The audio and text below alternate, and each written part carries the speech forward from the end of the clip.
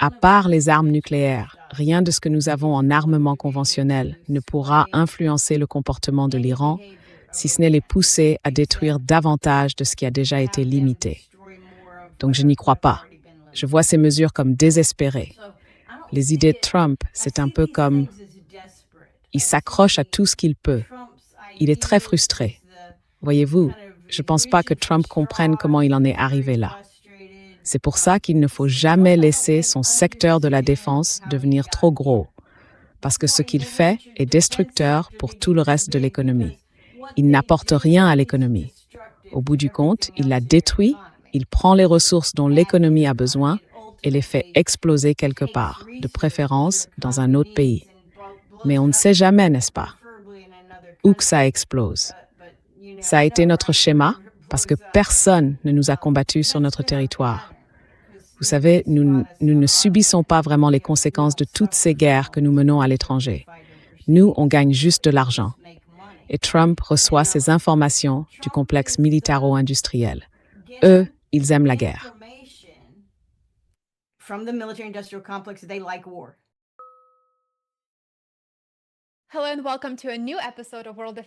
Bonjour et bienvenue dans un nouvel épisode de World Affairs in Context. Aujourd'hui, j'ai le privilège de recevoir de nouveau une invitée formidable, l'unique lieutenant-colonel Karen Kwiatkowski, vétérane américaine, autrice prolifique et ancienne responsable gouvernementale. Ses fonctions l'ont notamment conduite au Pentagone, ainsi qu'à différents postes au sein de la National Security Agency. Depuis qu'elle a quitté le service public, Karen est devenue une voix importante sur les questions de guerre, de liberté civile et de responsabilité des gouvernements. Je vous invite à suivre son excellent travail sur Substack, dont le lien figure dans la description ci-dessous. Comme je l'ai déjà dit, j'en suis un très très grand admirateur. Karen, bienvenue à nouveau. Merci beaucoup d'avoir pris le temps de vous joindre à nous. Merci de m'accueillir. C'est toujours un plaisir de parler avec vous. De même. Et donc, depuis notre dernière conversation, la guerre au Moyen-Orient s'est intensifiée et elle s'étend désormais à toute la région. L'Arabie saoudite et les États-Unis ont attaqué les alliés de l'Iran en Irak, tandis que l'Iran a mené une frappe surprise contre des moyens militaires américains en Jordanie. À présent, d'après ce que j'ai compris, les forces irakiennes devraient riposter dans les prochains jours. Et malgré les plus de 130 milliards de dollars déjà dépensés par les États-Unis dans la guerre contre l'Iran, début juin, Trump et Israël envisagent maintenant un blocus terrestre de l'Iran. Comment interprétez-vous cette dernière extension de la guerre ainsi que le projet de Trump de bloquer l'Iran?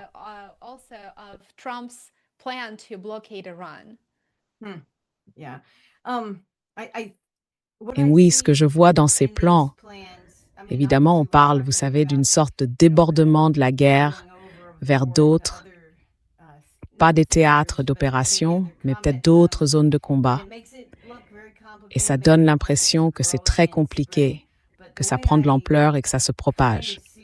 Mais moi, je le vois plutôt comme ça, compte tenu de la faiblesse de notre armée, de son incapacité à vraiment mener à bien quoi que ce soit avec une stratégie cohérente. Nous nous sommes engagés là-dedans sans aucune stratégie, encore moins une stratégie cohérente. Et ce que Trump veut faire, enfin ce qu'il veut vraiment, c'est en finir avec la guerre. C'est ça qu'il veut vraiment.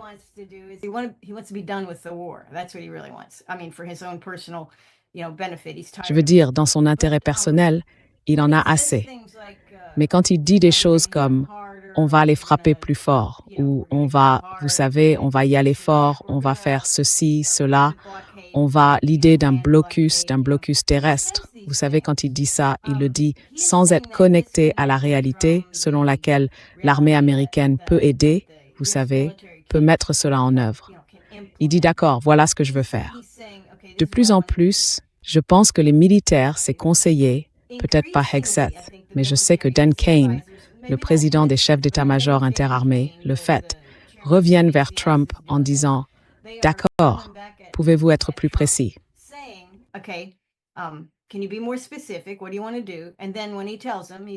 Qu'est-ce que vous voulez faire?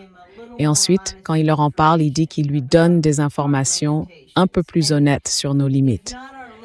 Et si ce ne sont pas nos limites en matière de, vous savez, d'armement et de capacité militaire, c'est notre capacité à opérer dans la région, le prix de l'essence, vous savez, tout ce qui nous limite sur le plan logistique. Nous avons aussi des limites dans notre capacité à nous défendre sur le théâtre d'opération. Et ça, bien sûr, c'est très évident pour quiconque a suivi cette guerre, n'est-ce pas? Nous n'avons pas pu nous défendre, ni défendre nos propres bases. Nous n'avons pas pu défendre nos alliés des États du Golfe qui avaient accueilli ces bases. Nous n'avons rien défendu.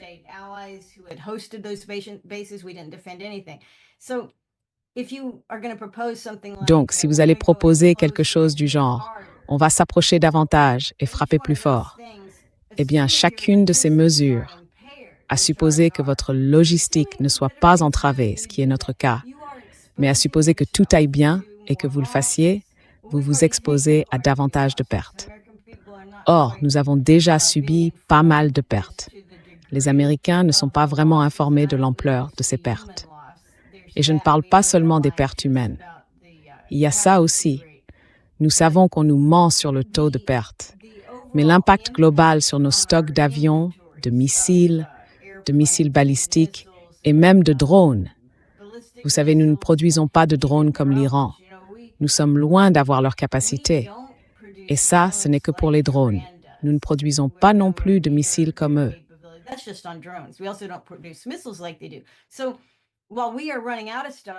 Alors que nous commençons à manquer de matériel, l'Iran dispose d'un système souterrain, décentralisé. Ils s'y préparent depuis très très longtemps. Ils sont capables de reproduire, de fabriquer et de réparer leur matériel même alors qu'ils sont bombardés. Donc Trump veut faire certaines choses. Et l'armée lui dit, d'abord, on n'a pas grand-chose, donc on ne peut pas se permettre de le perdre. Et quand on va faire ce que vous voulez qu'on fasse, ça nous rapproche de l'Iran. Ça nous met dans leur ligne de mire. Ça crée de nouvelles cibles américaines sur lesquelles l'Iran peut tirer. Et devinez quoi? Nos défenses aériennes ont déjà été pratiquement détruites, non? Donc ils doivent le lui dire. Je pense que c'est pour ça qu'il se met en colère. Je pense qu'il commence à lui dire.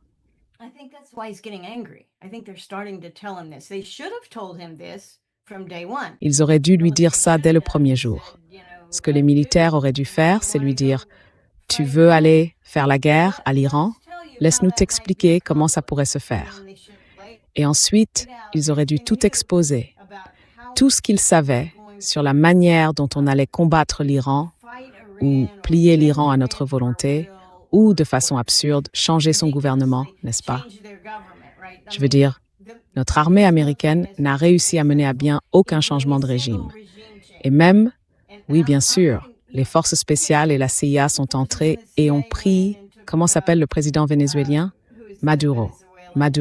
Ils sont venus chercher Maduro après avoir acheté son numéro 2, le vice-président. Donc ça, c'était un changement de régime mené par la CIA.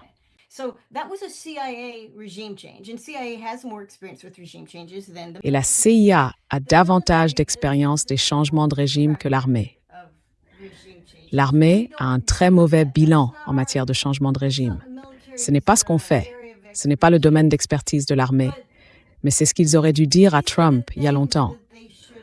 Quand il a dit « Bon, Israël veut qu'on fasse cette guerre. Comment on s'y prend ?»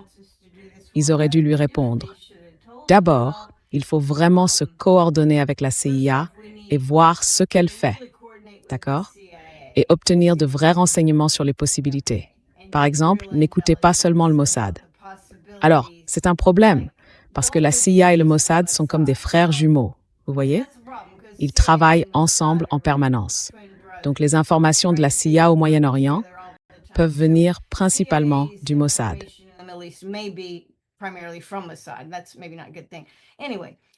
C'est peut-être pas une bonne chose. Quoi qu'il en soit, ils n'ont pas expliqué les limites à Trump dès le départ. Et chaque fois qu'il disait quelque chose, il répondait « Oui, monsieur, tout de suite, monsieur, on va le faire, on va le faire ». Puis il minimisait en quelque sorte les dégâts.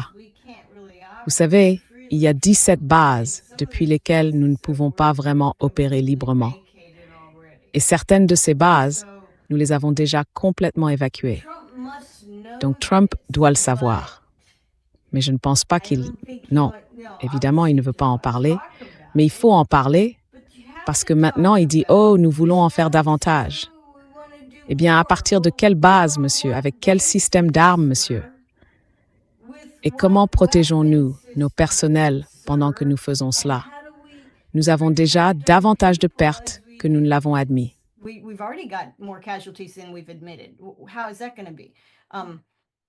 Comment cela va-t-il se passer? Il commence donc à lui dire la vérité. Et je pense que la vérité va faire en sorte qu'il ne tentera même pas de mettre en place un blocus terrestre. Sinon, comment pourrait-il s'y prendre?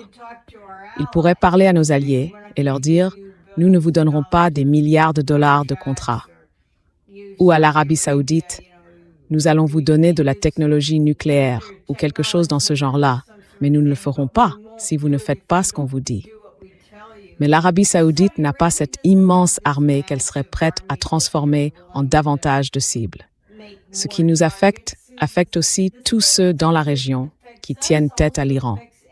L'Iran les frappera, et il les frappera avec précision.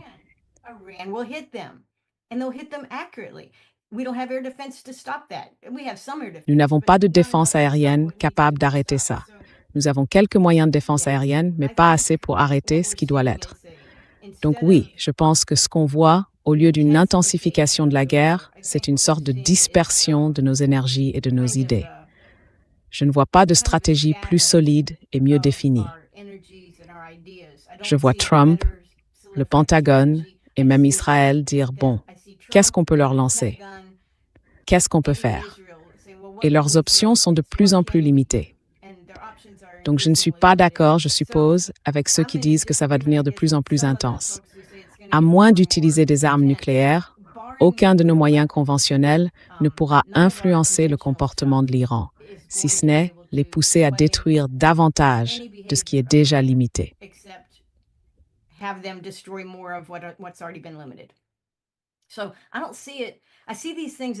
Donc moi, je ne le vois pas comme ça. Je vois ces choses comme des gestes désespérés. Les idées de Trump, c'est un peu, il s'accroche à tout ce qu'il peut. Il est très frustré. Vous voyez, je ne pense pas que Trump comprenne comment il en est arrivé là. Vous savez, je ne pense pas que Trump, vraiment, vous savez, c'est pas quelqu'un qui prête attention aux détails. Il n'a jamais servi dans l'armée. Vous savez, il a nommé Pete Hegseth, secrétaire à la défense, secrétaire à la guerre, parce qu'il pensait que Pete Hegseth avait l'allure d'un dur des forces spéciales. Je veux dire, Pete Hegseth n'a même pas pu rester. Il n'est pas resté dans l'armée. Il a eu des problèmes dans l'armée. Il ne pouvait pas être promu, d'accord? Il avait des problèmes. Oui. Mais j'imagine, il avait le profil aux yeux de Trump et il était assurément loyal envers Trump, extrêmement loyal.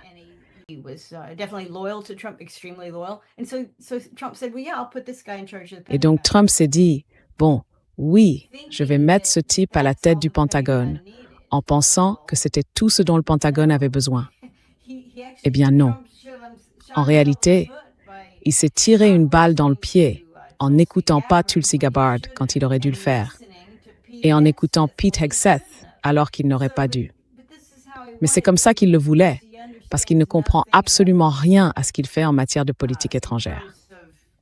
Et j'étendrai ça à sa politique douanière. Vous savez, souvenez-vous, en fait, la manière dont la guerre se déroule correspond à son schéma en matière de droits de douane. Souvenez-vous de la première vague de gros droits de douane qu'il a imposés à tout le monde. Ensuite, il s'en est pris à certains pays qui l'aimaient moins et ils ont eu davantage de droits de douane. Puis finalement, la Cour suprême a dit qu'il ne pouvait pas faire ça. Certains de ces droits de douane, pas tous, mais beaucoup, étaient illégaux.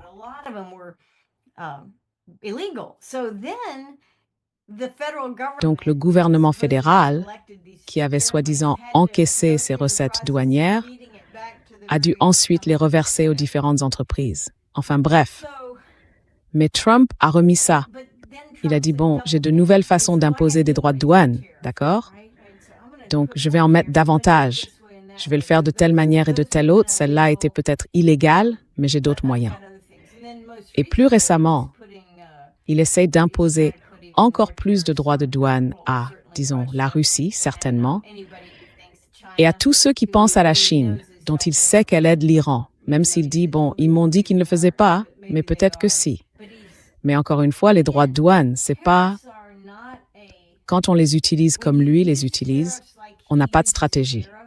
On finit par donner l'impression d'un type qui ne sait pas ce qu'il fait,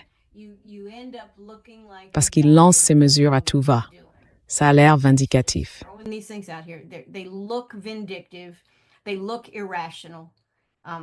Elles paraissent irrationnelles. Elles sont contre-productives. Il n'y a absolument aucun doute. Les droits de douane sont contre-productifs pour les produits américains.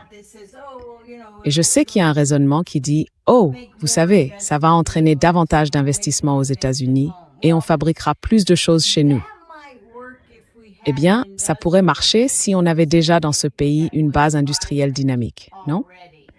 Parce qu'à ce moment-là, on pourrait simplement passer à la vitesse supérieure, non?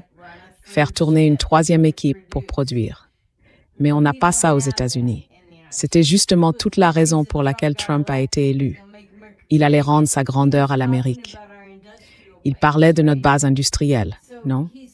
Donc, en quelque sorte, il met en place des droits de douane 15 ou 20 ans avant qu'ils puissent réellement fonctionner dans ce pays pour aider notre propre capacité industrielle, parce qu'on n'a même pas la base de départ.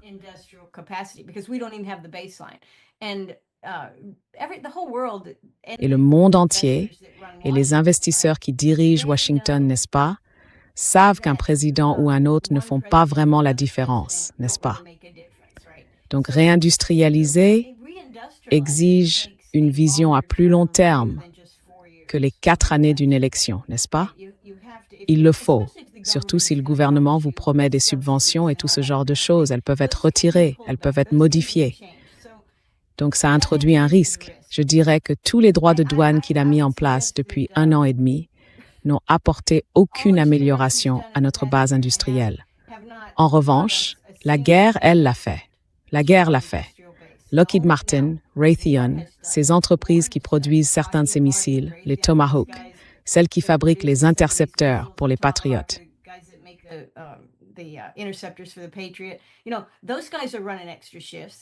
Et vous savez, ces entreprises font tourner des équipes supplémentaires, d'accord, et elles facturent ça plus cher. Mais elles avaient déjà les capacités. Elles n'ont pas eu besoin de construire une toute nouvelle usine pour le faire. Elles ont dû utiliser de nouvelles technologies. Ces Tomahawk, les Patriots, et la plupart des équipements qu'on utilise reposent sur des technologies des années 1980-1990, peut-être du début des années 2000. Ce n'est pas du matériel flambant neuf. C'est du matériel pour lequel on disposait déjà des capacités de production dans les anciennes usines. Donc, avec sa guerre, avec toutes ces guerres, ces menaces de guerre et son armement de l'Europe, vous savez, et ce genre de choses pour combattre la Russie à travers l'Ukraine, tout cela a en quelque sorte stimulé une partie de la production industrielle dans ce domaine, dans le secteur de la défense.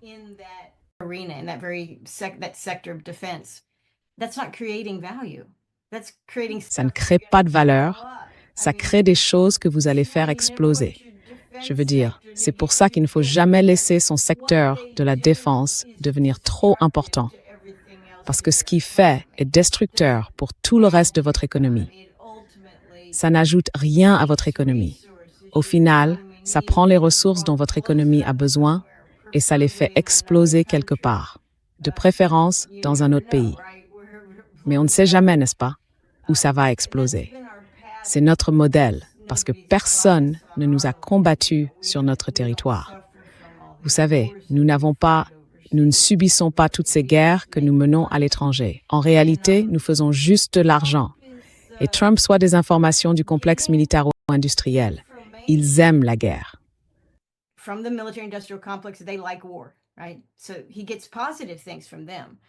Donc, il en retire des choses positives. Le Pentagone, la plupart des dirigeants du Pentagone veulent un poste dans le secteur militaro-industriel quand ils prennent leur retraite. Alors ils vont vanter ce qui leur permettra d'obtenir ce poste. Et ils raisonnent aussi à court terme. Les gens honnêtes, les stratèges militaires, ceux qui devraient être du côté de Trump, et Trump devrait être de leur côté. Ceux qui font passer notre pays avant tout, qui croient en la souveraineté américaine, qui veulent une Amérique forte et protégée. Ils n'écoutent aucun d'eux, parce qu'ils lui diraient « Monsieur, avec cette guerre, vous gaspillez votre... vous mangez votre capital de semences, surtout avec l'Iran. »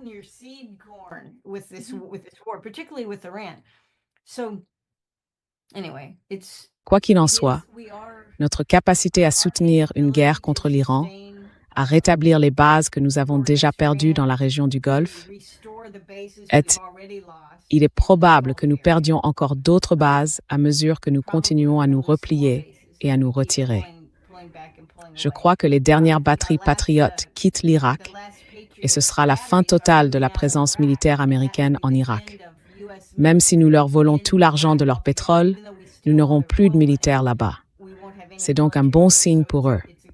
Une fois que notre armée sera partie, ils pourront probablement récupérer leurs droits sur les ventes de leur pétrole.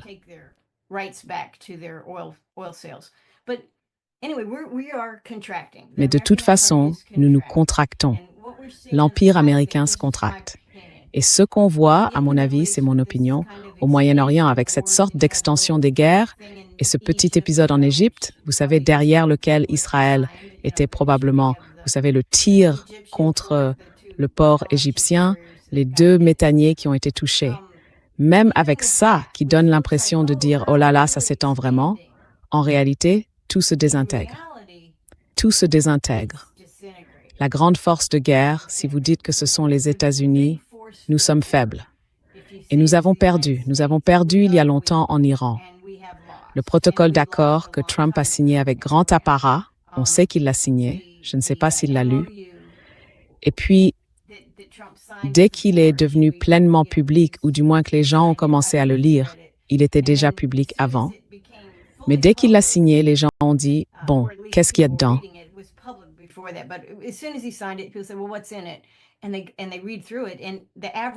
Et ils lisent ça, et le type moyen dans la rue regarde ça et se dit « Bon, qu'est-ce qu'on a obtenu? Qu'est-ce que les Américains ont obtenu? On n'a rien obtenu. C'est parce qu'on a perdu. D'accord? C'est comme ça que ça marche. Quand vous perdez la guerre, le vainqueur dicte les conditions. Et Trump le sait. Mais il ne sait pas qu'il a perdu. Il se dit « Mais comment ça j'aurais perdu? » Le Pentagone m'a dit qu'il leur mettait une raclée. Et tous les retours que j'ai disent, Israël me dit que je fais du très bon boulot, non? Eh bien, l'armée a son propre intérêt à mentir à Trump. Le complexe militaro-industriel a ses propres intérêts. Ne vous inquiétez pas, on va juste augmenter la production. Ce sera formidable. Sans préciser que d'habitude, c'est bon pour eux. C'est rentable pour eux.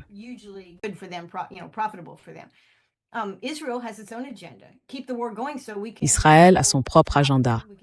Continuer la guerre pour qu'on puisse finir Gaza, ce à quoi on travaille vraiment très dur.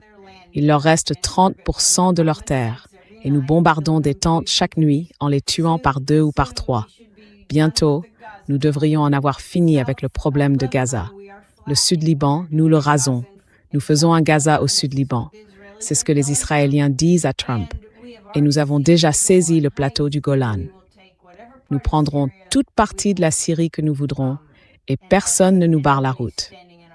Voilà l'agenda d'Israël. C'est ce qu'ils veulent faire. Mais il y a aussi certaines choses qui les arrêtent. Vous savez, Israël est très impopulaire en Amérique. Ils sont en train de perdre. Toute la jeune génération est opposée à Israël et elle s'en moque. Ils ne veulent pas le financer avec l'argent de leurs impôts. Donc les choses vont changer à l'avenir. Mais pour l'instant, l'objectif d'Israël, c'est que l'Amérique doit rester ici et qu'elle doit maintenir le monde occupé par cette guerre-là et cette autre guerre-là, en particulier contre l'Iran. Mais si ça s'étend, c'est encore mieux pour nous, afin que nous puissions finir ce que nous essayons de faire au sud du Litani, à l'est du Golan et à Gaza. Voilà leur objectif. Donc ils vont dire à Trump tout ce qu'ils doivent lui dire pour qu'il reste et qu'il gaspille en gros le reste de nos capacités militaires. Alors oui, Trump est frustré. Eh bien, réveille-toi, mec, parce que des gens qui savent simplement lire les journaux, des gens qui regardent juste Internet et qui ont peut-être un compte X,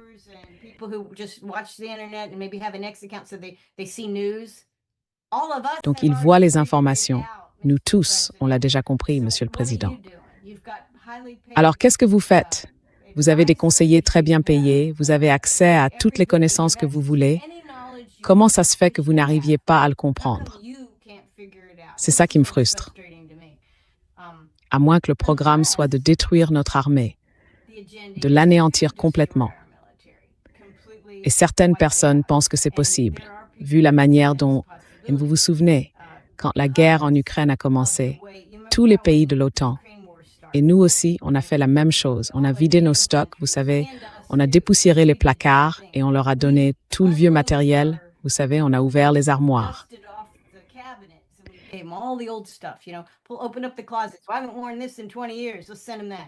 Je n'ai pas porté ça depuis 20 ans. On va leur envoyer ça.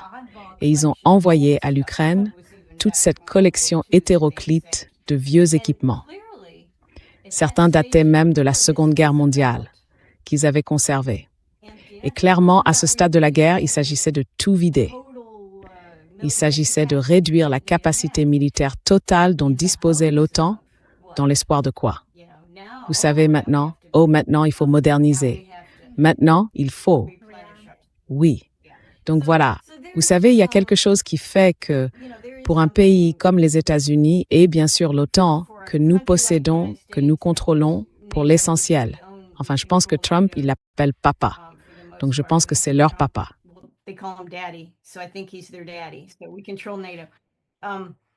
Donc nous contrôlons l'OTAN. Mais vous savez, l'OTAN a intérêt à rattraper son retard technologique sur la Russie et la Chine, parce que nous avons pris du retard. Toute notre base industrielle, y compris notre complexe militaro-industriel, est devenue vétuste et faible dans ce pays. Nous ne sommes plus une puissance industrielle comme nous l'étions autrefois. Donc nos capacités militaires ont 10-20 ans de retard. Enfin, pensez au F-35. Ça remonte à 1995. C'est à ce moment-là que ce programme a commencé. Il a donc 30 ans. Oui, bien sûr, il est modernisé. Il s'améliore, on y ajoute différentes choses.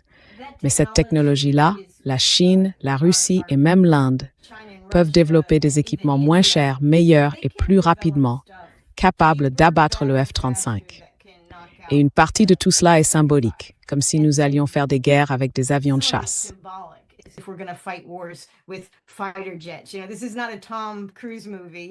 Vous savez, ce n'est pas un film avec Tom Cruise. D'accord, on est en guerre, on envoie nos meilleurs pilotes et ils vont se livrer à des combats aériens. Non, ça c'est du divertissement. Les vraies guerres vont être menées comme celles qu'on voit avec l'Iran, de manière asymétrique. Vous savez, on ne va pas s'affronter directement en haute mer, mais en combinant différents moyens, on frappera les faiblesses de nos ennemis. Et toutes les nations qui ont vraiment l'intention de se battre pour gagner vont se battre de cette façon, comme l'Iran. Je pense que cette guerre avec l'Iran apporte énormément d'enseignements à de nombreux pays qui pourraient vouloir faire face à une opération de l'OTAN ou à une opération américaine. Enfin bref, nous avons perdu la guerre.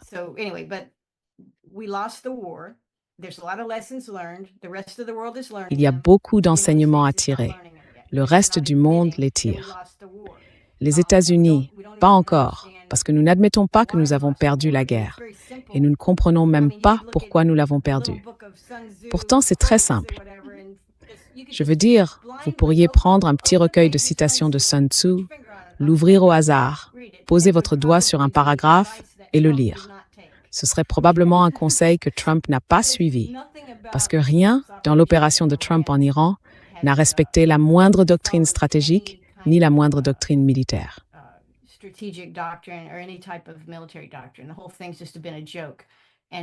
Tout ça n'a été qu'une plaisanterie. Et le seul succès, la seule chose que ça a fait, c'est détruire notre armée. Ça a révélé au monde entier nos faiblesses et notre manière d'opérer. Alors peut-être qu'ils s'en doutaient. En fait, je pense qu'ils s'en doutaient. Je pense que la Russie, la Chine et tous les autres, la Corée du Nord, enfin tous ceux qui observent comment l'armée américaine opère et cherchent des faiblesses, des tendances ou quoi que ce soit, se doutaient de beaucoup de ces choses-là. Vous savez, nous avons une faiblesse en matière de renseignement humain. Nous sommes dépendants d'Israël. Nous nous appuyons sur le Mossad. Le Mossad n'est pas honnête.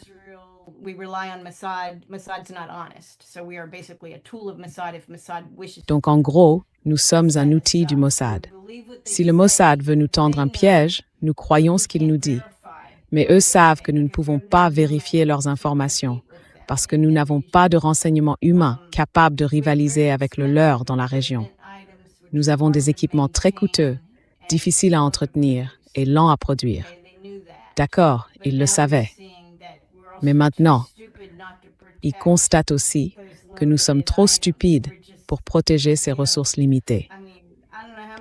Enfin, vous voyez, je veux dire, je ne sais pas combien de vidéos on a vues montrant des intercepteurs de missiles patriotes. Ils tirent 4 ou 5 intercepteurs. Il y en a peut-être un qui touche la cible, peut-être pas. Et les autres perdent ensuite la cible et finissent soit par s'écraser au sol. Quel gaspillage et quel système conçu pour gaspiller. Ce qui, encore une fois, en dit long sur l'Amérique depuis les années 80. Vous savez, quand Reagan disait « mettons de l'argent dans l'armée », we thought,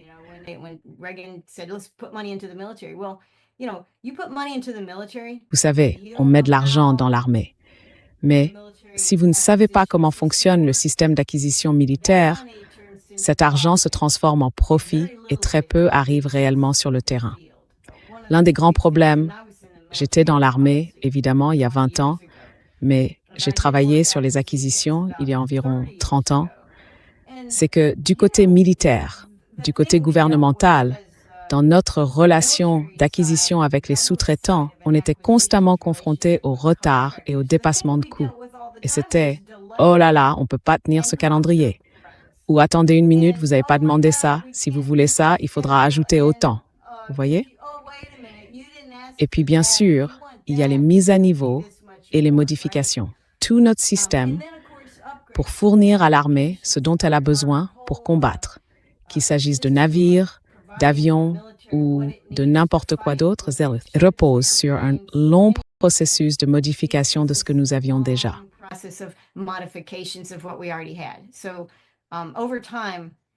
Avec le temps, votre système devient obsolète. Nous ne faisons rien de nouveau ni de différent. Vous pouvez prendre des exemples russes, chinois, même indiens, de technologies qui nous ont vraiment largement dépassés. Eux ne sont pas contraints par notre système de modernisation de plateformes des années 70 et 80. Regardez notre programme spatial. Il a fallu faire venir Elon Musk pour faire quelque chose de différent, parce que Elon Musk n'était pas contraint par des années et des années de NASA. Vous savez, comment appelle-t-on ça quand on continue à suivre le même chemin? On est contraint par la dépendance au sentier. Nous avions nos systèmes. Tous nos systèmes d'acquisition et de développement dépendent de ce qui les a précédés. Donc au final, peut-être qu'ils détruisent notre armée pour que nous puissions enfin rattraper notre retard. Mais ils le font à un moment où il n'y a pas d'argent.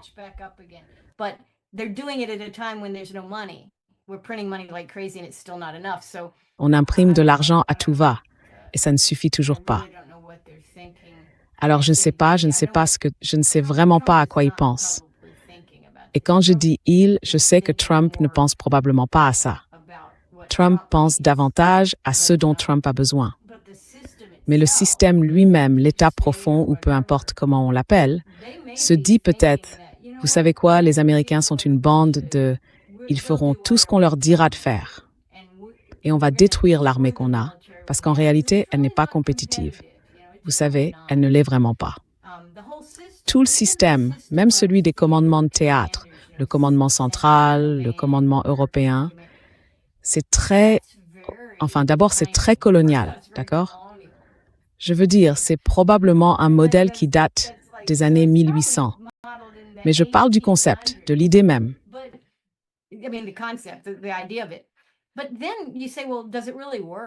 Mais alors, vous vous dites, est-ce que ça marche vraiment? Non, ça ne marche pas. Ils se disputent les ressources. Ils protègent constamment leur petit territoire de contrôle. Ils ne travaillent pas pour l'Amérique, mais pour nous. Et en fait, j'ai lu quelque chose ce matin. C'est vraiment bizarre, parce que je ne le pensais pas, mais le commandant du commandement central, Brad Cooper, pas l'acteur Brad Cooper, mais c'est la seule raison pour laquelle je me souviens de son nom. Bref, Brad Cooper, qui a été le commandant du CENTCOM pendant toute cette opération, préconise en fait, contrairement au bon sens, qu'il faut continuer à frapper fort et à le tabasser. C'est probablement lui qui a eu l'idée d'un blocus terrestre. Ça ne me surprendrait pas le moins du monde.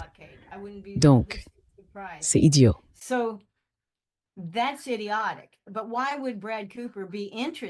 Mais pourquoi Brad Cooper voudrait-il riposter plus durement et tenter de gagner une guerre qui est déjà clairement perdue? Enfin, c'est un problème. Si on avait, vous savez, utilisé 10% de nos capacités régionales en missiles, en défense et tout ça, ce serait une chose. Mais on a utilisé plus de la moitié de certains de ces systèmes. On a utilisé plus des 2/3 de certains de ces systèmes et ils ne peuvent pas être reconstitués. On ne les a pas dans les tuyaux. Donc, c'est différent. Mais Brad Cooper, même en sachant qu'on est à terre sur tellement de plans différents, dit « Oh non, il faut reprendre ce travail, il faut y aller. » Alors, pourquoi dit-il ça? Parce que Brad Cooper dirige le commandement central. D'abord, il ne veut pas qu'on lui colle cette lourde défaite. Donc, il ne dit pas la vérité au président.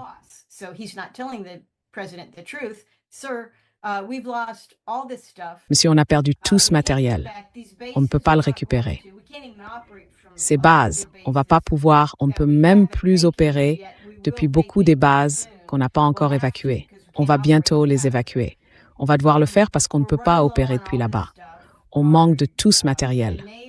La marine, elle a 2 navires qui transportent 5000 marines depuis maintenant 5 mois. Les marines sont arrivées, je crois, vers le 2e mois de la guerre. Donc ça fait presque, probablement, 4 mois. On ne les a pas utilisés. On ne les a pas utilisés. Voilà à quoi Brad Cooper est confronté. On a ces marines là-bas, ils commencent à s'impatienter. On va devoir les utiliser, ou alors il faut les renvoyer et en envoyer de nouveaux, n'est-ce pas? Donc lui, il ne regarde pas ça sous l'angle de l'Amérique d'abord. Il le regarde sous l'angle de l'héritage de Brad Cooper.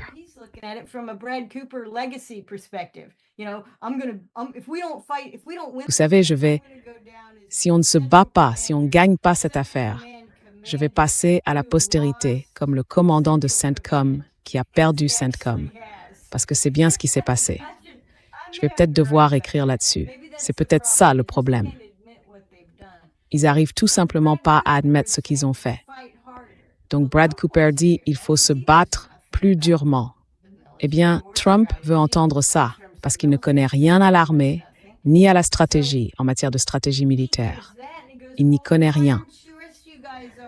Alors il entend ça et il dit eh bien, pourquoi les autres ne vous suivent-ils pas? Et eux répondent mec, lis les journaux, suis ce qui se passe vraiment et tu comprendras pourquoi nous hésitons à mourir sur cette colline iranienne en particulier.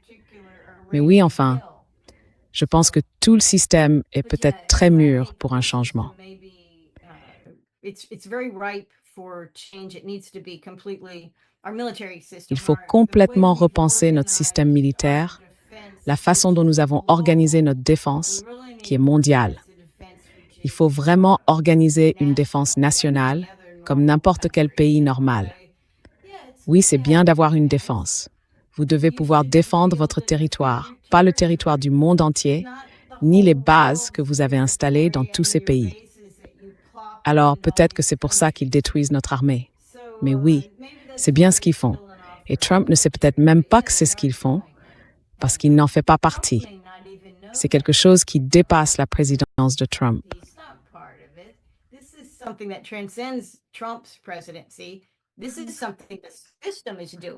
C'est quelque chose que le système fait pour préserver sa richesse et préserver son...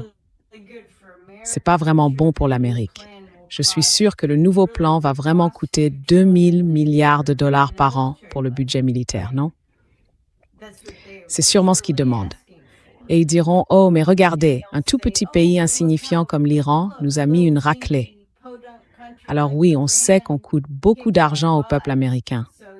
Mais maintenant, on n'a plus rien. Il faut tout reconstruire.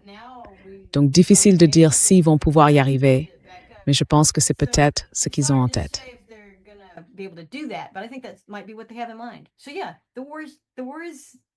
Alors oui, la guerre touche à sa fin. Et ce qu'on voit, c'est un peu comme quand un gros orage s'arrête et que le soleil commence à revenir, mais qu'on voit encore quelques gouttes de pluie tomber ou l'eau qui goutte des feuilles des arbres. C'est comme ça que je vois la situation aujourd'hui. C'est pas ce que pense Larry Johnson. Lui, il pense que ça va s'intensifier. Mais à mon avis, la seule façon dont ça s'intensifie, c'est contre nous. Je pense que les Iraniens ont une très bonne capacité à faire très mal à ce qui reste. Et si vous regardez la précision de leurs frappes, ils touchent des cibles qu'ils n'avaient pas touchées auparavant et ils les détruisent. Et nous, qu'est-ce qu'on fait? Dans les dernières représailles mutuelles qui durent depuis quelques semaines, on frappe toujours les mêmes endroits.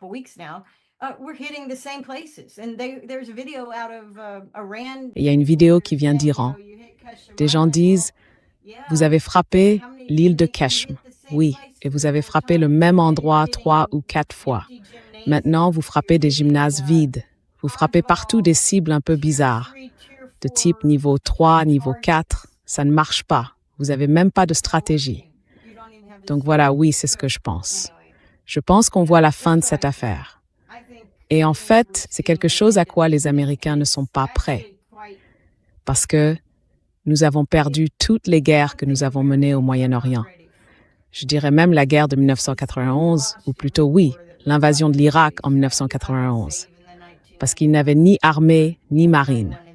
Gagné avec quoi? 750 000 hommes, ou un truc complètement fou comme ça.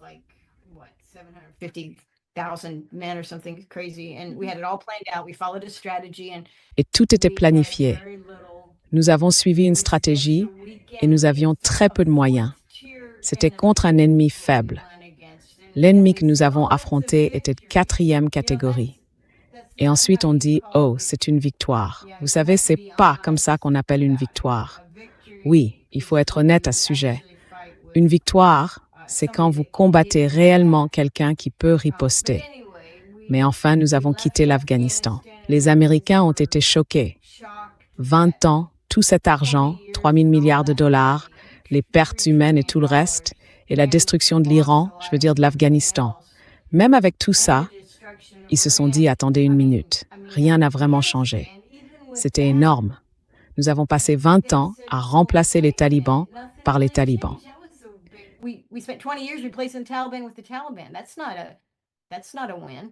C'est pas une victoire.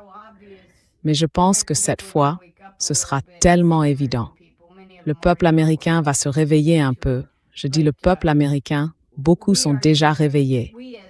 Mais nous, en tant que peuple, nous devons comprendre que ces pertes signifient que les choses vont changer dans ce pays. Et ceux qui détiennent le pouvoir veulent que nous ayons une grande armée. Ils veulent la reconstruire de fond en comble. Ils veulent, vous savez, de l'intelligence artificielle, des drones et tout le gros matériel qu'ils avaient déjà. Ils veulent investir des milliers de milliards de dollars dans l'armée parce qu'elle a été laissée à l'abandon. Le peuple américain va devoir décider s'il va leur donner cet argent ou les laisser prendre cet argent ou s'il va reprendre les rênes et dire non, les gars, c'est fini.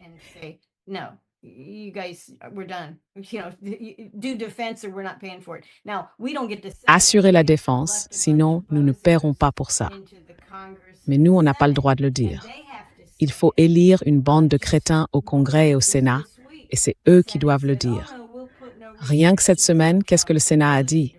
Oh non, nous ne mettrons aucune restriction à la capacité de Trump à mener la guerre. Donc, personne au Congrès, à part Thomas Massie, et lui, il ne sera plus là après décembre, personne, ni au Sénat, ni à la Chambre des représentants, ne va défendre le peuple américain et ce dont nous avons besoin. Car oui, nous avons besoin de défense. Il n'y a rien de mal à ce qu'un pays se défende. Nous devrions avoir ça. Mais nous n'obtiendrons rien de notre Congrès, si ce n'est encore la même chose.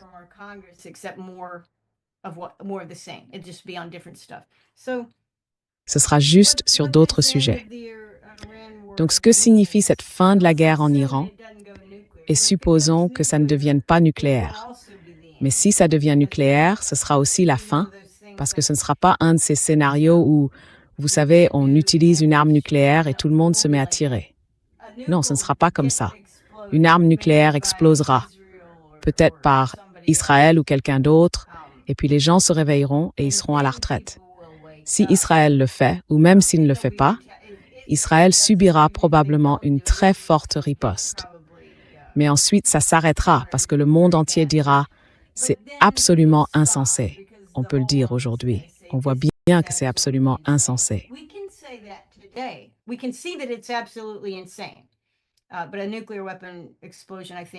Mais une explosion d'armes nucléaires, je pense, provoquerait probablement la fin totale. Elle mettrait fin à la guerre, mais pas de la manière que qui que ce soit souhaite. On nous a chassés, on nous chasse de là, on rentre chez nous. Et à ce moment-là, les Américains doivent se demander « Mais qu'est-ce qu'on a bien pu faire pousser à Washington? Qu'est-ce qu'on a créé au cours des 80 dernières années? Qu'est-ce qu'on y a gagné? » On a un gouvernement qui ne rend de compte à personne. Il est très stupide. Il fait des guerres sans aucune stratégie. Il les perd toutes parce que l'Iran est évidemment perdu, mais l'Afghanistan l'est aussi. Vous savez, ce n'était pas si longtemps, et les gens l'ont encore en tête. Mon Dieu, on dépense tout cet argent, on fait tous ces dégâts, on tue nos gens, on détruit des générations de nos soldats, et on n'obtient rien en retour. Et si personne ne peut expliquer pourquoi on était là-bas. Vous savez, cette idée de l'Afghanistan.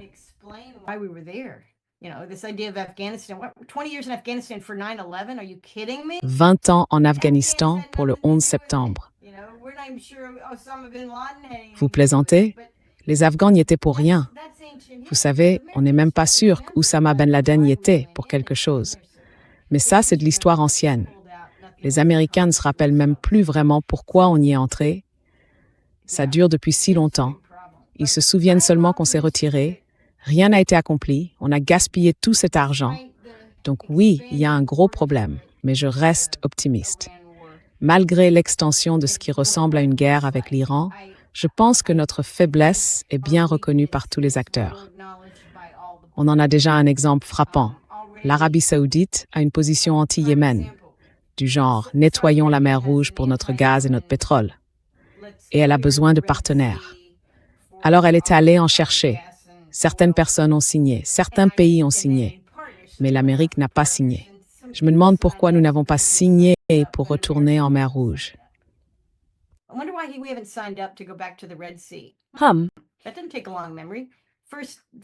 faut pas remonter bien loin. Dès les premiers mois de la présidence de Trump, nous étions en mer Rouge. Et les Yéménites, et c'est même pas l'armée yéménite, c'est Ansar Allah, qui est une sorte de faction armée de résistance, vous voyez? Très populaire dans le pays, mais c'est eux.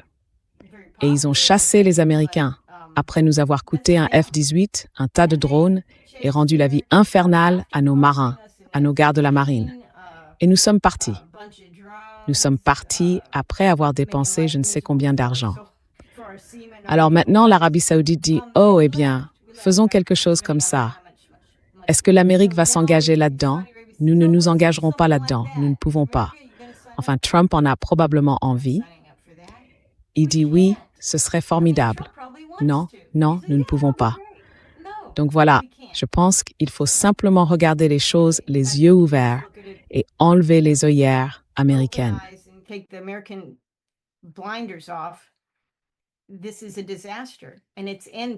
C'est un désastre et ça se termine. Mais maintenant, ça arrive. Les Américains ont des décisions à prendre. Je pense que l'avenir de la région sera probablement bien meilleur quand nous serons partis, malgré Israël. Enfin, en réalité, quand nous serons partis, Israël sera contenu. Nous sommes la seule raison pour laquelle Israël tue des Gazaouis et des Libanais du Sud. Vous savez, nous sommes les seuls à les protéger. Une fois que nous serons partis, Israël devra retourner dans son cadre. Et c'est très bien comme ça. Mais ensuite, nous devons déterminer ce que les Américains veulent en matière de défense. Vous savez, qu'est-ce qui a du sens pour nous? Et repartir de zéro. Ce qui tombe bien puisqu'ils ont détruit tous nos moyens, donc nous pouvons le faire. Mais combien voulons-nous payer pour cela? Vous savez, Trump est arrivé il y a 1 an et demi et il a dit que nous devrions réduire le budget militaire à 500 milliards de dollars.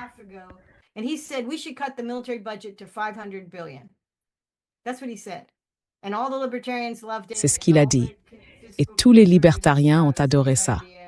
Tous les conservateurs budgétaires ont pensé que c'était une bonne idée. Les indépendants ont aimé, peut-être que les démocrates aussi. Et moi, j'ai trouvé que c'était une excellente idée.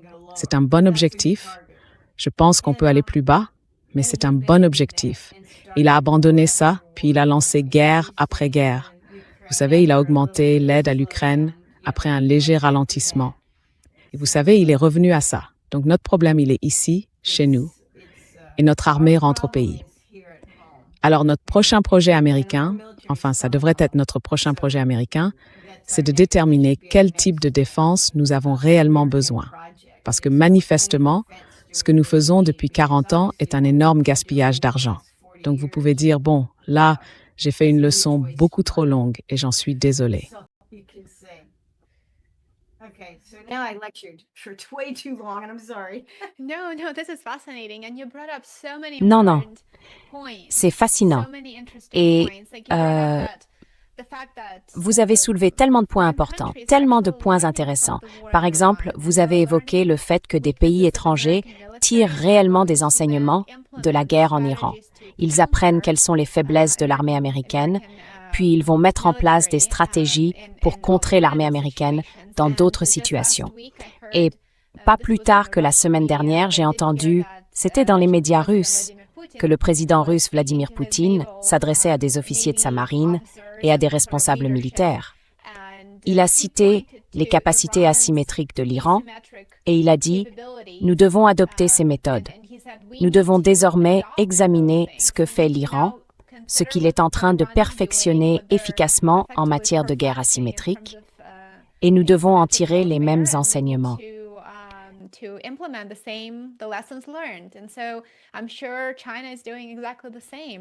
Et je suis sûre que la Chine fait exactement la même chose. Donc, c'est certain, Trump a rendu un très mauvais service aux États-Unis en lançant cette guerre illégale contre l'Iran et en la perdant. Mais concernant le blocus, même cette idée est clairement le produit d'un pur désespoir, parce que un blocus terrestre serait impossible à mettre en œuvre. L'Irak a évidemment des liens très forts avec l'Iran. Et puis, la Turquie et le Pakistan sont des partenaires commerciaux majeurs. Donc, même s'il va jusqu'au bout, même s'il tente de bloquer l'Iran, il va alors fâcher ses partenaires ou ses alliés. Par exemple, Erdogan sera probablement très mécontent de cette idée.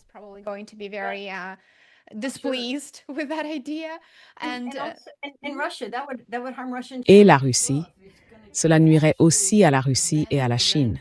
S'il essaie réellement d'empêcher l'Iran de commercer quoi que ce soit, pas seulement via le détroit, mais ailleurs aussi. Oui, il vient tout juste de déclarer la Troisième Guerre mondiale parce qu'il s'en prend désormais aux alliés et aux partenaires commerciaux de l'Iran, parmi lesquels la Russie et la Chine, au-delà des seuls pays voisins. Et puis toute personne ayant une expérience militaire, au vu de ce dont notre armée est capable aujourd'hui, sans même parler du nucléaire, personne de sensé ne recommanderait ça à Trump. Donc je veux savoir qui le lui recommande. Parce que, vous savez, si c'est Brad Cooper, alors Brad devrait être limogé, d'accord? Le général Cooper devrait être limogé parce qu'il ne sert pas le président. Il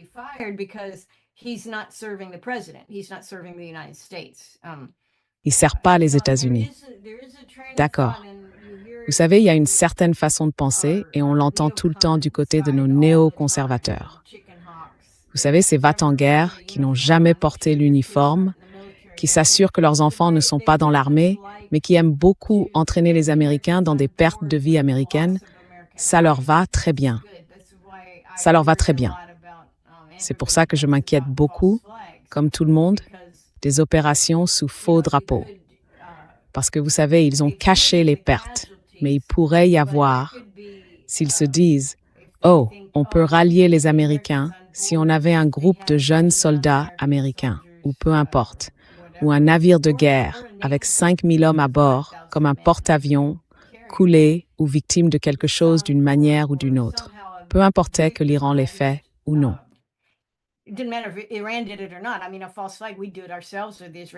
Je veux dire une opération sous faux pavillon. Nous pourrions la faire nous-mêmes, ou les Israéliens pourraient facilement la faire. Et alors les Américains seraient prêts à réclamer « Oh, on veut aller combattre les Iraniens. » On en est loin. Alors que cette guerre en est à son 7e, elle dure depuis 5 mois, et rien n'indique vraiment qu'elle va se terminer. Enfin, militairement, elle est en train de se terminer, mais politiquement, elle ne semble pas encore vouloir finir. Et les Américains détestent cette guerre. Il y a davantage de gens qui y sont opposés maintenant qu'auparavant. Ça dépasse les clivages partisans, et bien plus de 70% des gens sont opposés à cette guerre. Il faudrait donc une vaste opération sous faux pavillon, quelque chose de très escalatoire. Or, l'Iran ne fait pas ça. Ils sont très prudents.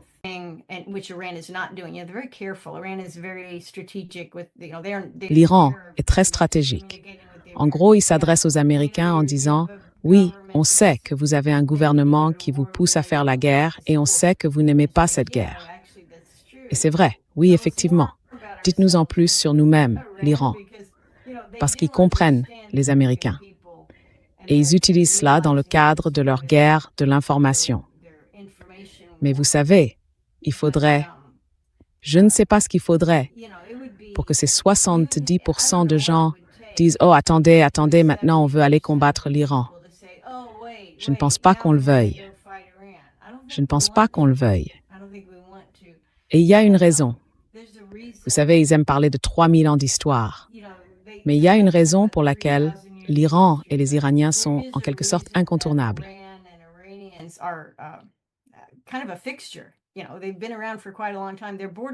Vous savez, ils sont là depuis très longtemps. Leurs frontières sont restées relativement stables.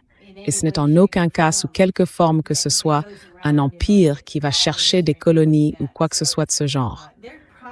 Donc, même si rien de ce que nous voyons aujourd'hui n'était valable et qu'ils devaient perdre à un moment donné, enfin, ils ne vont pas perdre. Ils n'ont jamais perdu. Ce serait une aberration majeure que quelqu'un conquiert l'ensemble de l'Iran. Et ce quelqu'un ne serait certainement pas les États-Unis ni Israël. Donc oui, je pense que cette opération est clairement vouée à l'échec.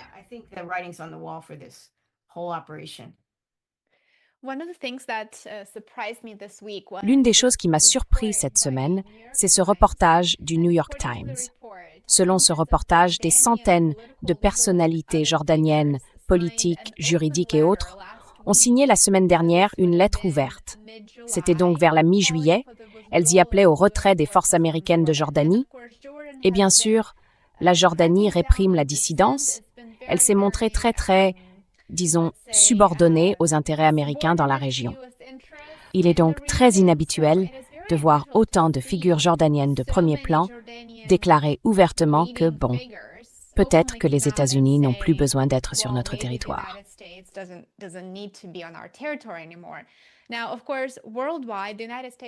Bien sûr, à l'échelle mondiale, les États-Unis ont plus de 700 bases militaires, et ces bases sont financées par les contribuables américains.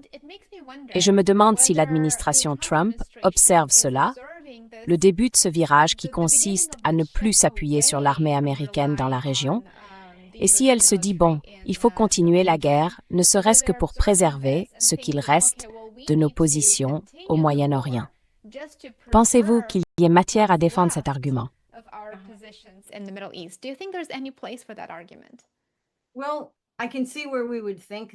Eh bien, je vois pourquoi on pourrait penser ça. Qu'il faut absolument s'assurer de contrôler le gouvernement jordanien, s'assurer qu'il soit de notre côté et lui dire de sévir. Ce qui est assez drôle parce que, vous savez, nous accordons en quelque sorte de l'importance à la liberté d'expression dans notre pays. On en parle. Mais on n'aime pas la liberté d'expression dans nos pays coloniaux, d'accord? Ni dans les pays du monde que nous contrôlons. Et on n'aime pas qu'ils aient la liberté d'expression. Donc je pense qu'il y a probablement une conscience de cela. Et en fait, le directeur de la CIA, Ratcliffe, je pense qu'il est derrière certaines des fuites au New York Times, probablement lui ou certaines de ses équipes.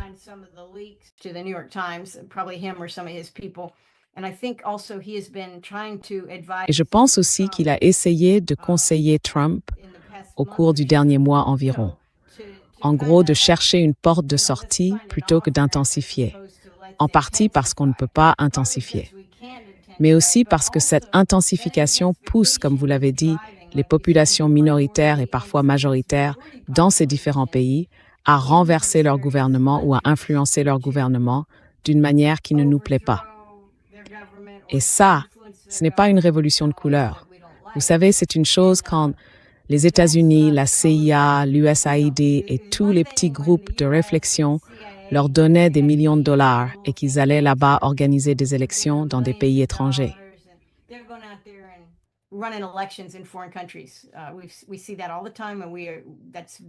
On voit ça tout le temps et ça a été toute une industrie, une sous-industrie de la CIA, sans aucun doute. Mais je suis presque sûre que cette lettre a été signée par un grand nombre de personnes, un nombre significatif de gens qui ont mis leur nom. Donc dans un contexte où ils peuvent être punis pour ça, ils l'ont quand même fait. C'est incroyable. Et ça ne fait pas partie d'une révolution de couleur américaine. D'accord? C'est plutôt quelque chose d'organique. Et on ne peut pas contrôler ce genre de choses. D'abord, on ne comprend pas ces cultures. Ensuite, on ne veut pas de liberté là-bas. Ce n'est pas notre objectif. Vous savez, on ne se bat pas pour la liberté en Jordanie. On ne se bat pas pour la liberté des chiites à Bahreïn.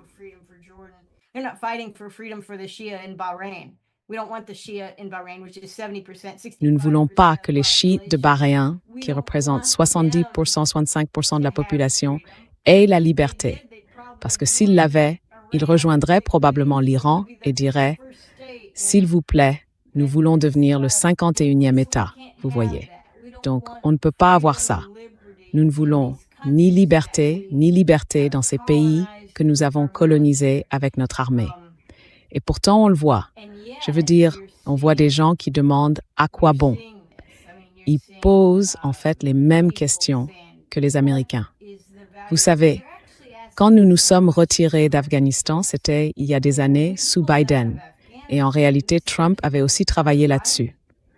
Vous savez, Trump disait qu'il fallait essayer de se retirer et ils avaient un plan pour cela.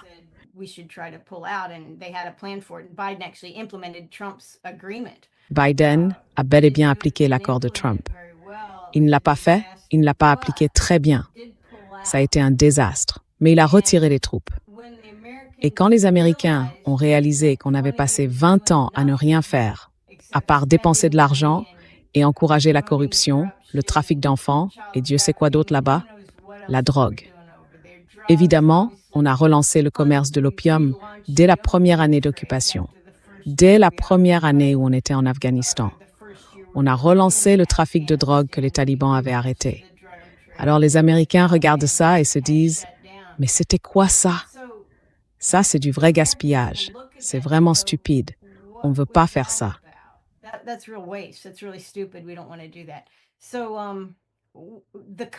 Les gens qui vivent en Asie de l'Ouest, dans ces pays où les Américains sont présents et ont soutenu leur gouvernement, leurs nombreux royaumes, émirats, enfin, qu'est-ce que c'est? Ce ne sont pas forcément des gouvernements élus et populaires. Ces gens voient la même chose que les Américains. Ils se demandent pourquoi ces types sont-ils là? Qu'est-ce qu'ils font? À Bahreïn, qu'est-ce qu'ils font? Ils bombardent, ils tuent mes coreligionnaires, ils tuent mes frères en Iran. Voilà ce qu'ils font. Et puis ils voient leur propre gouvernement conclure des accords avec les États-Unis, conclure des accords avec Jared Kushner. Quel individu répugnant. Donc ça ne donne pas une bonne image. Ils voient ça et ils se disent « Pourquoi avons-nous besoin des Américains ici? Pourquoi avons-nous besoin de ces bases? »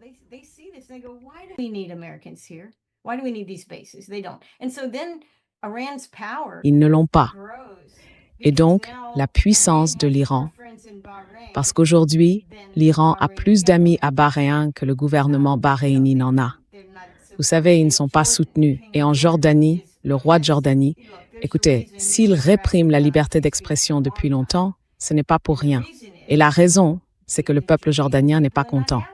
Et on pourrait dire, les Syriens se sont soulevés et se sont débarrassés d'Assad. Sauf que c'est quelqu'un dont nous voulions nous débarrasser. C'est un cas où nous avons tous aidé. Les États-Unis ont aidé, la CIA a aidé, Israël a aidé, la Turquie a aidé. Tout le monde disait « Oh oui, c'est bien, on va se débarrasser de ce type ». Et ensuite, on a mis un terroriste à la tête du pays. Donc même les gens en Syrie savent qui il est. Ils savent qui est Jolani ou Shara ou quel que soit le nom qu'il utilise.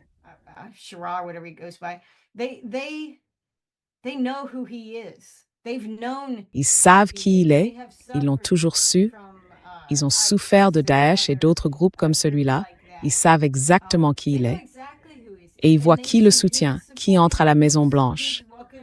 Ils voient M. Trump. Oh, un type bien, un type bien. Donc oui, vous savez, on n'est plus dans le monde d'avant Internet, avant que les gens puissent parler à d'autres gens, même dans leur propre pays. Le nombre de téléphones portables dans tous ces pays est incroyable. Alors les gens communiquent, ils tirent leurs conclusions. Ils se disent, vous savez quoi, à quoi est-ce que ça vous fait penser? Un autre type dit à ses voisins, oui, ça ressemble à... Et très vite ils disent, hey, vous savez quoi, je crois qu'on a raison et que notre gouvernement a tort.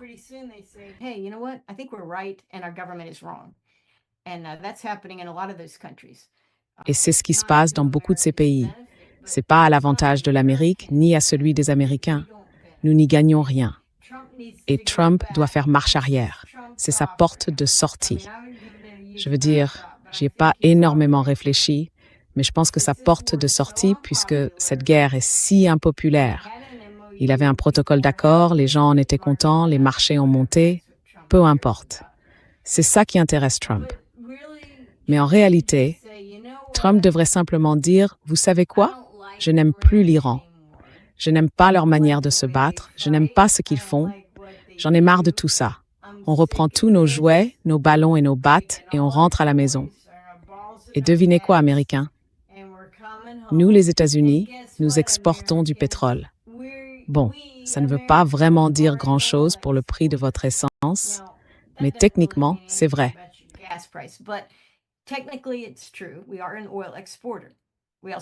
Nous sommes exportateurs de pétrole. Nous en importons aussi, mais nous en exportons. Et nous avons, et aussi, Trump peut dire, et j'ai obtenu le pétrole vénézuélien, je l'ai placé sous juridiction américaine. On l'a, on va prendre le Canada s'ils ne se tiennent pas tranquilles. On récupérera tout leur pétrole des sables bitumineux, vous voyez? Donc je pense que lui et le peuple américain n'aiment pas cette guerre. Alors ils vont accepter tout ce qu'il dira. Quoi? Vous ramenez les troupes au pays, vous quittez le Moyen-Orient. Hurrah, Monsieur Trump. Les gens du MAGA diront, c'est pour ça qu'on vous a élu. Les néoconservateurs vont se plaindre et gémir. Mais devinez quoi? Ils vivent tous à Washington et à New York et il y en avait un autre fois en Caroline du Sud. Il est mort. Alors en gros, vous savez, oubliez-les. Ils n'ont aucune voix. Ils constituent une toute petite minorité.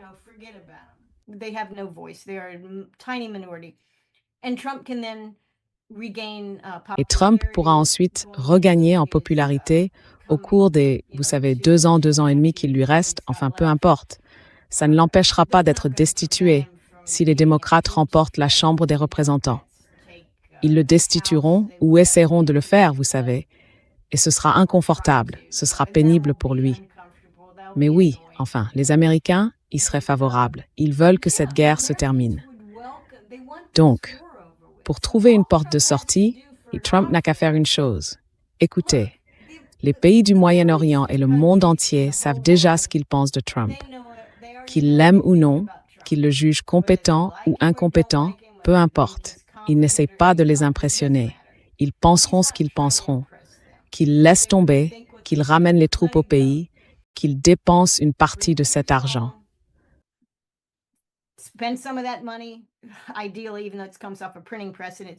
Idéalement, même si ça sort d'une imprimerie et que ça ne vaut vraiment pas grand-chose, dépensez un peu d'argent chez vous.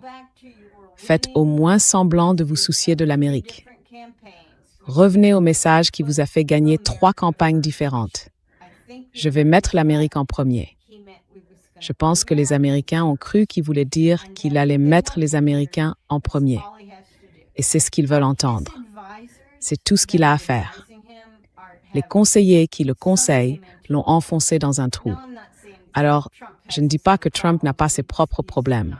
Il n'est pas vraiment compétent, mais pour faire ce qu'il fait, il pense l'être. Et ce n'est pas le cas. Il est trop sûr de lui. Mais les conseillers autour de lui ont leurs propres agendas. Donc si j'étais lui, je jetterais ces types sous le bus. Jeter Hegseth sous le bus. Virer Hegseth. Voilà sa feuille de route. Vous savez quoi? Cooper est viré. Hegseth est viré.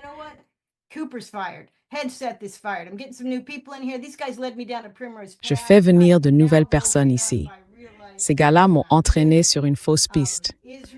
Maintenant, je me suis réveillée. Je comprends que ce n'est pas bon. Israël a aussi une armée vraiment forte. Je le sais pertinemment, parce que je l'ai vu. Il peut dire ça aux gens, et ils peuvent se défendre eux-mêmes. C'est ce qu'ils veulent faire. Benjamin Netanyahou a déclaré publiquement « Je veux être responsable. Israël veut assurer sa propre défense. Ils veulent être responsables. C'est une nation souveraine. J'adore ça. J'adore ça. Vous n'avez même pas besoin de vendre ça au peuple américain. Tout ce que Trump a à dire, c'est « Vous savez quoi? J'en ai assez. » C'est vrai. Il en a assez. Voici ma solution. Qu'on ramène les troupes à la maison. Ils peuvent se battre entre eux autant qu'ils le veulent. Israël est notre ami, mais ils sont seuls. Vous savez, on les aime, mais on va plus se battre pour eux.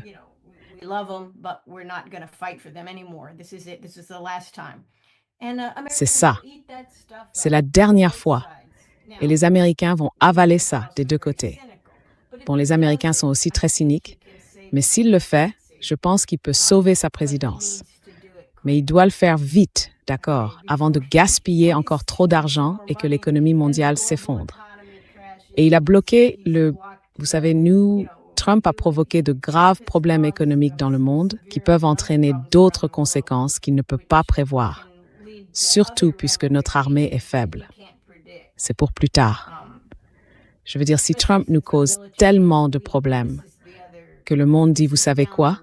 Il faut faire quelque chose contre les Américains. Devinez quoi? Nous n'avons plus d'armée parce que nous l'avons tout simplement gaspillée et nous avons dû renvoyer tous nos commandants parce que c'était de tels idiots.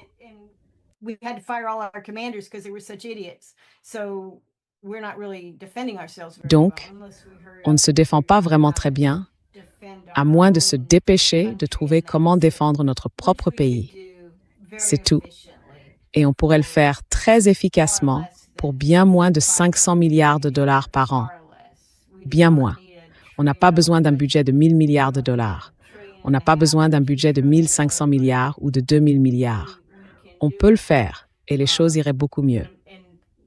Bref, je pense que c'est le ton que Trump devrait adopter. Je pense que c'est sa porte de sortie. Et vous savez, il ne travaille pas avec les autres. Il réfléchit tout seul, il parle à des gens, puis il prend une décision, et ensuite il la défend publiquement. Et parfois, c'est la bonne. Récemment, ce sont de mauvaises décisions. Mais oui, il a une porte de sortie. Donc, je n'adhère pas à l'idée qu'il n'en avait pas.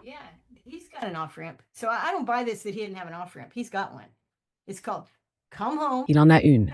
Ça s'appelle « Rentre à la maison, dis au Moyen-Orient d'aller se faire voir ». Ça le fera se sentir mieux dans sa peau. Vous savez, on ne voulait pas de cette guerre. Blâmer Israël, virer Hegseth, virer les conseillers qui l'ont convaincu de s'y engager. Et le peuple américain lui pardonnera. Il lui pardonnera parce qu'en politique, nous sommes un peuple tellement indulgent. Vous savez, je pense que c'est pour ça qu'on a un Congrès aussi minable. On se dit, bon, je dois voter pour ce type. Il a fait une chose qui m'a plu, sans réaliser qu'ils ne font tous, vous savez, rien pour ce pays. Mais enfin, oui, Trump a une porte de sortie. J'espère qu'il la trouvera. Peut-être qu'il regardera la vidéo. Je le saurai. Il dira, « Hey, ces deux filles parlaient peut-être de quelque chose. » Maybe there's something to that, yeah.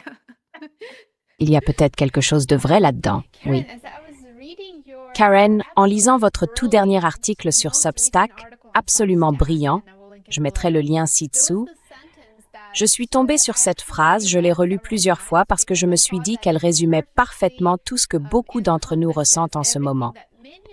Je vais en citer rapidement une seule phrase pour nos téléspectateurs.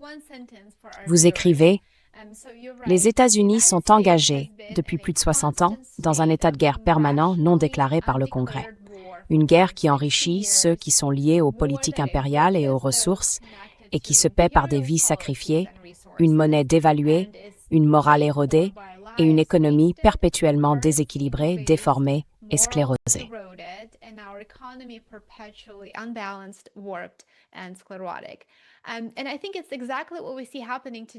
Et je pense que c'est exactement ce que nous voyons aujourd'hui, alors que malheureusement l'administration Trump continue de manipuler les marchés.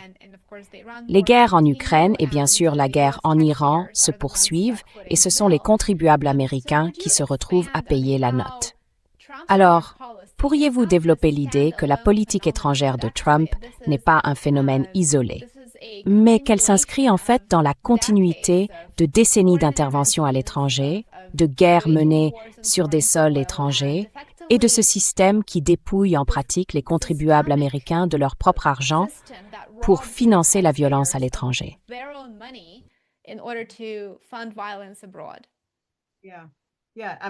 Oui, oui, enfin, c'est ce que ça fait. Ça ne concerne pas seulement un seul président. Et je pense que c'est aussi là qu'on aurait dû le voir très clairement en 2022. Je crois que c'est en 2022 qu'on s'est retiré d'Afghanistan. C'était en 2022 ou en 2023? En 2021. C'était avant 2022. En 2021, en 2021. Oui. 22 or 23? I 20, think 21. it was earlier than 22. I think 21. I think Okay, it's 21. 21. Yeah. Okay, yeah, because the elections were in 2020. And D'accord. Biden, it was in Oui, Biden's parce que first les élections ont eu lieu en 2020 and he pulled et puis out c'était of pendant les 6 premiers mois de Biden. D'accord. Et il s'est retiré. On a eu cette sortie très, vous savez, maladroite d'Afghanistan. Et bien sûr, tous les conservateurs et les néoconservateurs disaient « Oh, c'est terrible, enfin voilà ». Mais en réalité, c'était une bonne chose. Les gens étaient contents. Et peu de temps après, on s'est mis à accélérer sur la question ukrainienne, à financer et à discuter de près avec les Européens, le Royaume-Uni et tous ces pays qui estimaient vraiment, tout comme Washington, que si on avait une belle guerre par procuration avec la Russie, une partie de ce qui venait d'Afghanistan irait en Europe, vers ces nouvelles bases, vous savez, en Roumanie et les grandes bases en Pologne.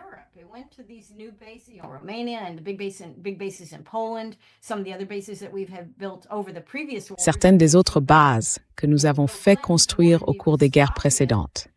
Je veux dire, pensez à la guerre de Bill Clinton en Yougoslavie. Eh bien, c'était une guerre de l'OTAN. Nous y avons beaucoup participé.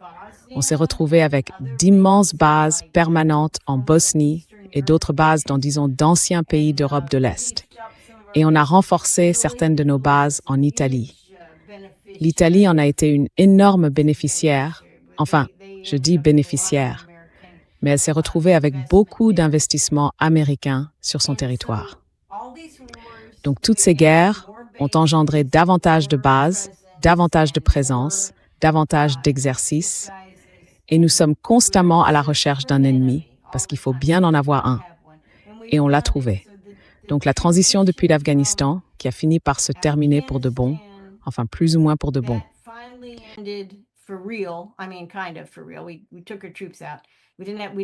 Nous avons retiré nos troupes. Cette ligne budgétaire n'existait plus. Et puis très vite, nous l'avons transformée en ligne budgétaire pour l'Ukraine. Ensuite, on a fait toutes ces choses en Ukraine. Et on ne s'est jamais arrêté. On ne s'est jamais arrêté. Vous savez, Trump a peut-être suspendu une petite partie de l'aide l'an dernier ou quelque chose comme ça. Mais non, on continue de s'engager. Vous savez, nous avons eu toutes les occasions de mettre fin à cette guerre. Nous avions un accord, enfin, pas un accord, mais une feuille de route à Anchorage. Et tout ça, vous savez, je pense que les Russes comprennent maintenant, malheureusement, enfin, certains le savaient probablement dès le premier jour, mais ils ont admis que cette réunion d'Anchorage n'était rien. C'était juste une grande mise en scène. C'était juste un jeu pour Trump. Ce n'était pas sérieux. was just a game to Trump. It was not serious. He was no more serious about that than he was when he Il n'était signed pas the plus NDA. sérieux là-dessus qu'il ne l'était lorsqu'il a signé le protocole d'accord. Donc, il faut bien qu'on ait une guerre quelque part. Et puis en fait, quand Trump a commencé à dire, du genre, bon, il faut qu'on se désengage un peu de l'Ukraine, on dirait qu'ils sont en train de perdre. Bien sûr qu'ils perdaient depuis le début, mais ça coûte tellement cher. Et puis il va au Venezuela. C'était pas une grande guerre, mais ça aurait pu le devenir. Et si ça ne leur suffit pas, il y a d'autres pays d'Amérique du Sud et d'Amérique centrale qui ont du lithium, du pétrole et d'autres ressources. On manipule déjà leurs élections. Donc, il y a largement de quoi faire dans notre hémisphère pour la machine de guerre. Mais oui, rien de tout ça n'a quoi que ce soit à voir avec le président. C'est le mouvement de la machine.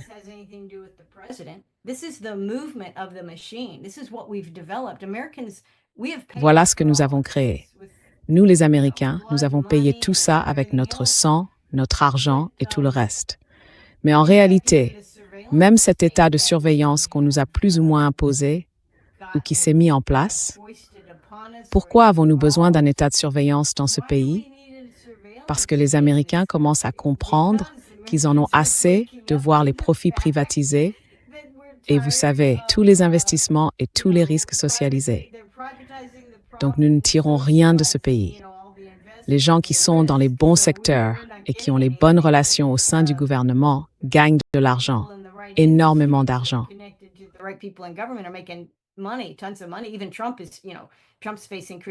Même Trump, vous savez, Trump est critiqué pour tous ses trafics en coulisses et tout ce qu'il fait en manipulant les marchés. Mais oui, les Américains commencent à ouvrir les yeux là-dessus et ce n'est pas agréable. Enfin, ça ne nous plaît pas.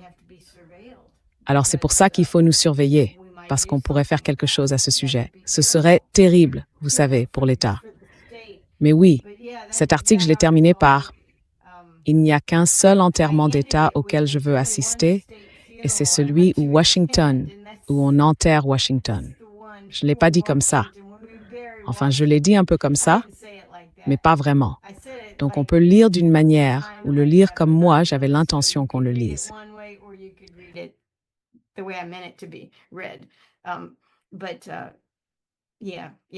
Mais oui, c'est une machine de guerre que nous avons développée.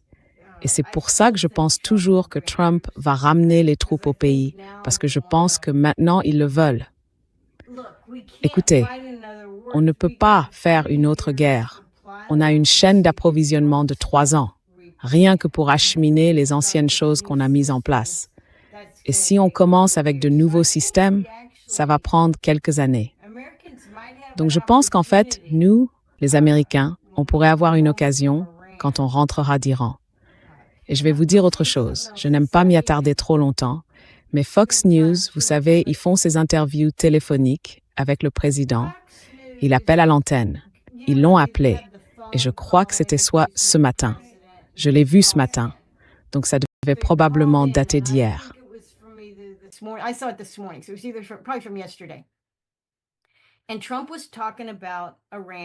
Et Trump parlait de l'Iran. Et il a dit, oui, on va devoir les frapper plus fort. Voilà ce qu'il a dit, on va les frapper plus fort. On va devoir continuer à les attaquer. Il a dit qu'ils perdaient, mais qu'ils ne voulaient tout simplement pas abandonner. Mais on va continuer à les frapper et finalement, ils vont rentrer chez eux. C'est ce qu'il a dit. Il a dit qu'ils allaient rentrer chez eux et je ne l'ai pas retrouvé. J'essayais de le retrouver tout à l'heure avant cette émission. J'ai trouvé intéressant qu'il dise ça parce que c'est ce qu'on va faire. Et vous savez, Trump, vous savez, il fait beaucoup de lapsus freudiens. Enfin, ce ne sont pas vraiment des lapsus freudiens. C'est simplement que ce qu'il a en tête sort par sa bouche.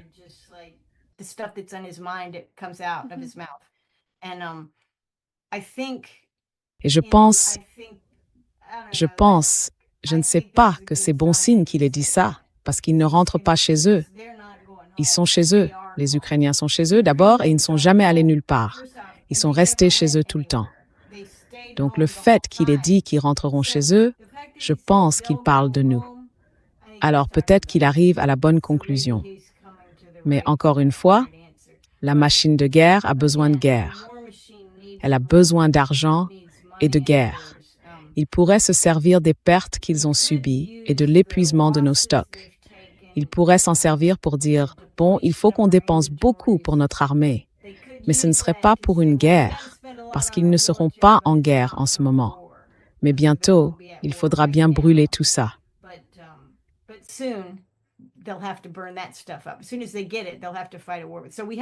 Dès qu'ils l'auront, ils devront faire la guerre. Donc nous avons peut-être l'occasion, en tant que citoyens, vous savez, en tant que pays, de vraiment interrompre ce cycle. Je ne pense pas qu'on en aura une autre, mais il peut y avoir une fenêtre.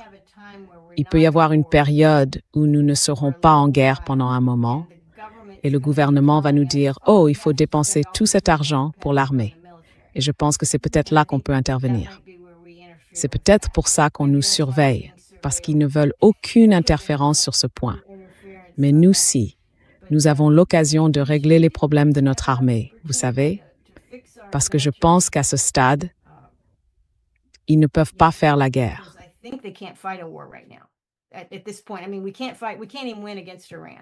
Je veux dire, on ne peut pas se battre. On ne peut même pas gagner contre l'Iran. Nous refusons de retourner en mer Rouge parce qu'on a peur des outils. Donc, vous savez, il va falloir panser nos plaies et réparer les dégâts. Et le complexe militaro-industriel va se faire une tonne d'argent là-dessus. C'est tout leur jeu. Il s'agit de faire de l'argent. Ce n'est pas de la défense. Mais quand ils demandent cet argent, vous savez, notre économie ne va pas très bien. Et je pense que nous avons le taux d'utilisation de la main-d'œuvre le plus faible qu'on ait jamais vu dans ce pays. Ça veut dire qu'il y a des gens qui pourraient travailler, mais qui ne trouvent de travail nulle part. Ils ne travaillent pas.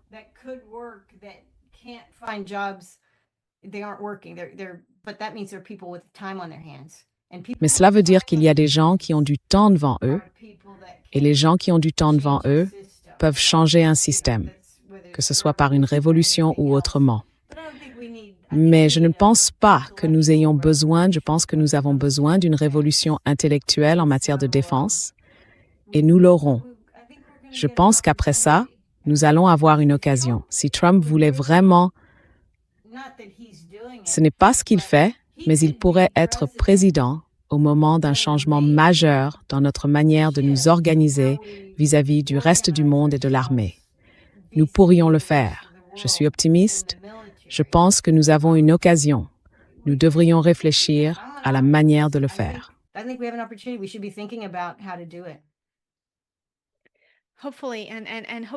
Espérons-le.